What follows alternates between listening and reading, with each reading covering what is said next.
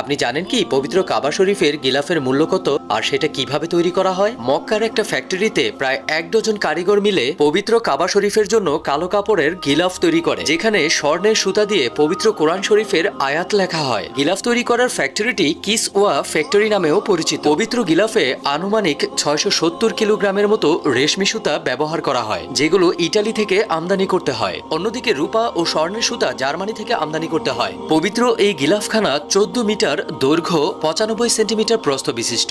41 খণ্ড বস্ত্রখণ্ড একসাথে জোড়া দিয়ে তারপর এই গিলাফটি তৈরি করা হয়। 15 কেজি স্বর্ণের সুতা এখানে ব্যবহার করা হয়, যা তৈরিতে 17 মিলিয়ন সৌদি রিয়াল ব্যয় হয়। প্রতি বছর জিলহজ মাসের 10 তারিখে পবিত্র কাবা শরীফের পুরানো গিলাফ পরিবর্তন করে নতুন গিলাফ পরানো হয়, আর পুরানো গিলাফটাকে টুকরো টুকরো করে কেটে বিশেষ বিশেষ ব্যক্তিদের মাঝে বিলিয়ে দেওয়া হয়। মহান আল্লাহ তাআলা আমাদের পবিত্র কাবা শরীফের গিলাফের একটা টুকরো হাতে পাওয়ার তৌফিক দান করুন, আমিন।